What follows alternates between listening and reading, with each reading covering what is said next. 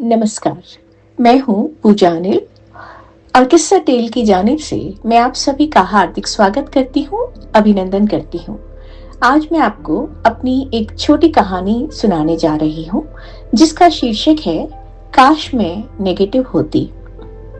आइए सुनते हैं। मारिसा किसी तरह उठकर अपने कमरे से निकलकर किचन की तरफ जाने लगी।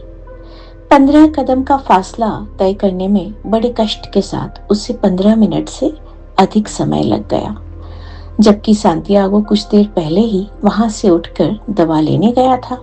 उससे कहकर गया था कि एकदम जल्दी लौट आएगा। लेकिन इस बीच मारिसा को बड़ी तेज खांसी होने लगी और उसे पानी पीने की आवश्यकता महसूस हुई, तो वह स्वयं ही उठकर रसोई में पानी लेने को उद्यत हुई। बस 3 महीने पहले की ही तो बात थी, जब सब कुछ ठीक चल रहा था।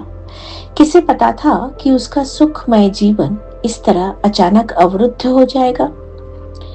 एक दिन काम से घर लौटते समय मेट्रो की रेलिंग पकड़े हुए अचानक उसे चक्कर आ गए। किसी तरह घर तक पहुंची तो तेज बुखार था।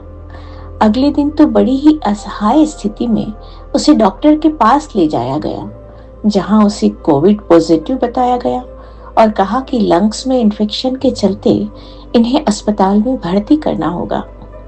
तब किसे पता था कि उसे करीब 50 दिन अस्पताल का मेहमान बना दिया जाएगा। उन दिनों में उसे होश भी कहाँ रहता था। अस्पताल के बेड पर बेसुध पड़े हुए कोई उससे मिलने आया या नहीं आया, उसे तो यह भी नहीं मालूम। इतने दिनों तक दुनिया भर की केबल्स और मशीन्स से जुड़ी वह पता नहीं सोई रहती थी या जागी रहती थी, उसे जरा भी याद नहीं। वह कहती है कि उसने बहुत से दृश्य देखे इस बीच, लेकिन वे स्वप्न थे अथवा सत्य उसे बिल्कुल भी स्मृति नहीं है। बस इतना मालूम है उसे कि अब उसका संपूर्ण मांसपेशी तंत्र शिथिल हो चुका है। अपने पैरों पर खड़ा होने के लिए उसे बच्चों की तरह हाथ पकड़कर नित्य प्रशिक्षण दिया जाता है। हाथ से कोई वस्तु पकड़ पाने के लिए हाथों और बाहों की मालिश की जाती है। कपड़े बदलने के लिए, अपनी रोज की आवश्यकताओं के लिए उसे सांतियागो को बुलाना पड़ता है। खाने पीने में अब उसकी पसंद नापसंद का कोई महत्व नहीं रह गया है। जो कुछ डॉक्टर ने लिखा है, अगले कुछ महीनों तक बस वही बेस्वाद भोजन उसे दिया जाएगा, साथ में दवाइयां भी।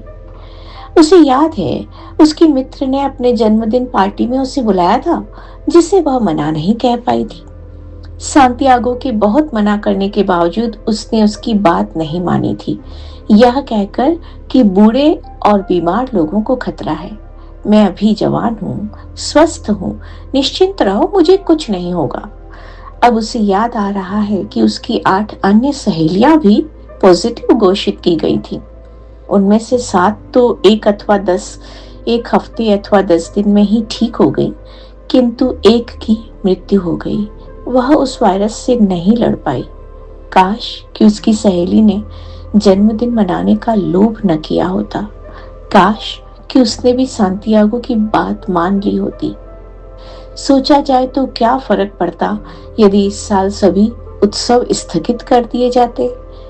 सभी लोग स्वस्थ रहकर अधिक प्रसन्नता से अगले वर्ष मिलजुल कर सारे उत्सव मना लेते। उसे याद आया वह दृश्य जिस दिन अस्पताल से घर आई थी, तो उसके ठीक होने की खुशी में उसे विदा करते हुए डॉक्टर और नर्स पंक्तिबद्ध होकर ताली बजाकर उसे विदा कर रहे थे। उसके साथ एक आध मशीन भी यहाँ उनके घर चली आई, जैसे कि ऑक्सीजन मशीन। सांतियागो दिन रात उसकी देखभाल में लगा रहता था। परिवार के बाकी सदस्य अब उसके पास आने से कतराते थे। सब कहते थे, तुम ठीक हो जाओ फिर आएंगे तुमसे मिलने। वह अब ठीक है, उसकी रिपोर्ट में नेगेटिव लिखा है, लेकिन अब भी कोई उससे मिलने नहीं आया या फिर उससे दूरी रख रहे थे। वह लोगों से मिलना चाहकर भी किसी से नहीं मिल पा रही थी। मानसिक पीड़ा कहने को अथाह थी और सुनने के लिए कोई भी नहीं था।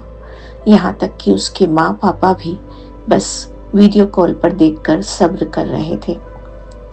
यही सब सोचते सोचते वह रसोई तक तो पहुंच गई, किंतु अचानक उसका ध्यान भंग हुआ और शारीरिक कमजोरी से उसे पुनः चक्कर आ गए। वह वहीं धम्म से गिर पड़ी और सोचने लगी, काश मैं नेगेटिव होती। धन्यवाद।